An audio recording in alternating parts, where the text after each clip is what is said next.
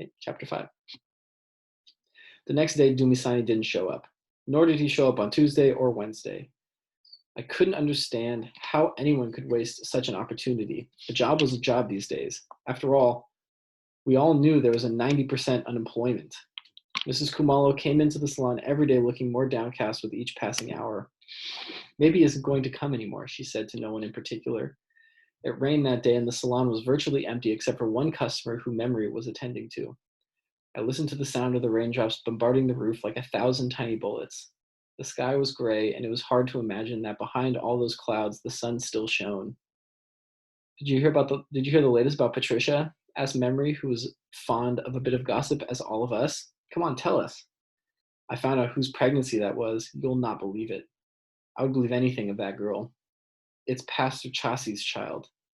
You have to be joking. Pastor Chassi from the New Jerusalem Church? I can't believe it. That's what you get from these Pentecostal churches of yours, Mrs. Kumalo cut in. She was a staunch Catholic and a member of some guild that wore blue uniforms when I went to Mass. Isn't Pastor Chassi married? He has a wife and two kids. Isn't that the church you go to, Vimbai?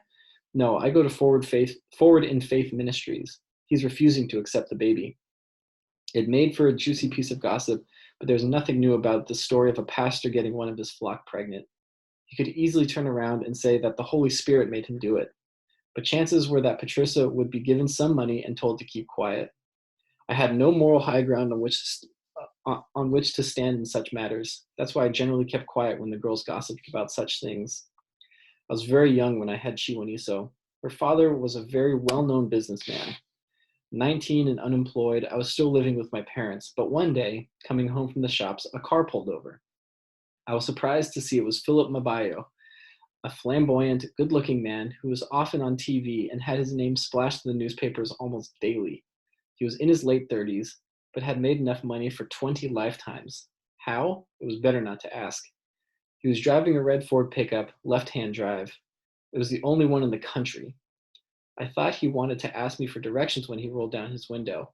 The street was full of people, and so I was so surprised when he said, "Girl, you're so beautiful. Get in. Let's go for a ride." "Leave me alone," I said, embarrassed. Luckily, our house was just around the corner, and I ran to our gate. I may have been innocent, but I wasn't stupid. I'd heard about sugar daddies.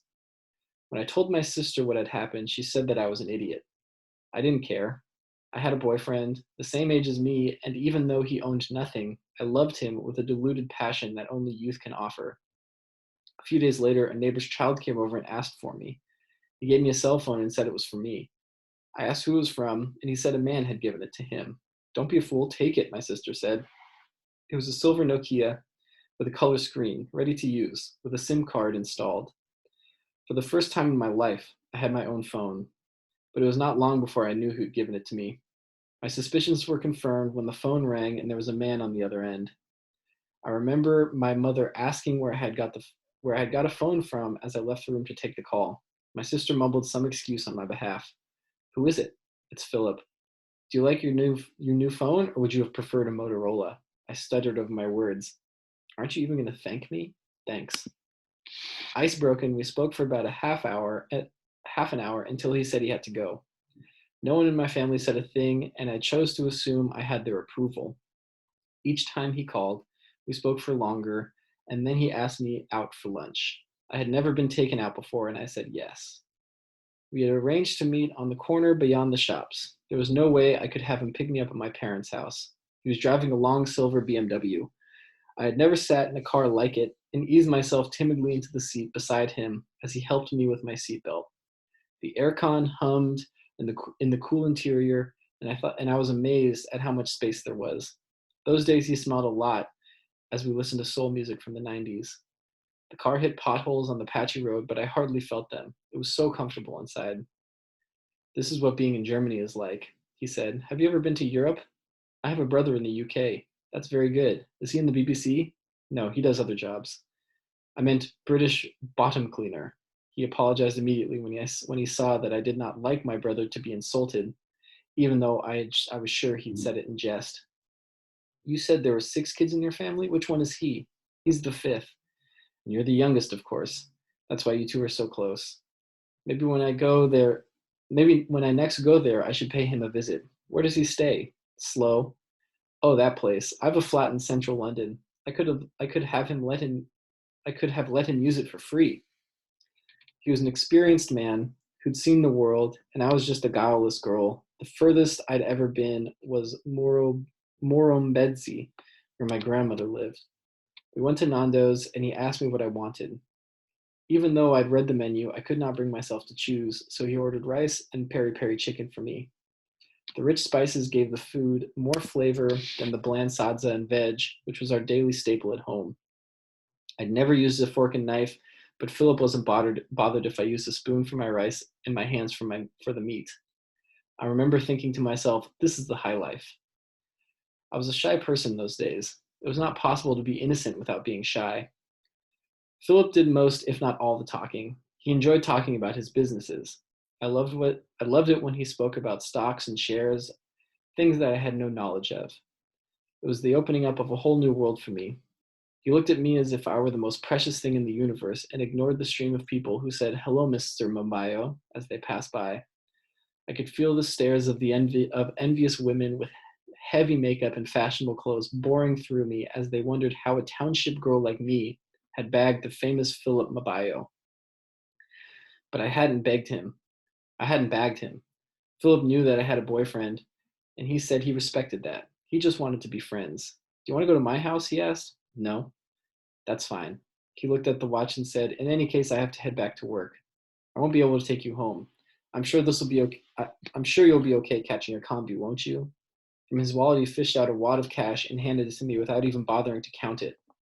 In those days, it was still possible to carry money in the wallet. This is too much. Oh, really? He seemed genuinely surprised. I wouldn't know how much a combi costs anyways. Use the change to buy yourself something nice. This amount of money could feed my whole family for a month. I told my envious sister all about it, and she wished I had brought her a piece of chicken. We waited for him to call, but he didn't phone me that night. I lay on the floor surrounded by bodies. My mind was in flux. Once you've had a little nibble of this world, you can't help but want it more. I reflected on my boyfriend, who came to see me wearing flip-flops, and thought of Philip with the world at his feet. It took a while to fall asleep with all these thoughts swirling in my head. I bought new clothes with the money that he gave me. I had my hair done and wore makeup. No one at home asked me where I was getting the money from. Baba remained silent, and Mother remarked on how lovely I looked. Philip got me a new phone, one with a camera. I gave my old one, which was barely a month old, to my sister. Looking back, it was also romantic. I was being wooed for the first time in my life. I stopped seeing my boyfriend and did not answer the desperate love notes he sent me. Philip began to tell me how much he loved me, and I received texts and late night phone calls. That man had a way with words. I had fallen for him, but I couldn't have known that lurking underneath his posh exterior lay a monster. There was a heavy price to pay for my naivete.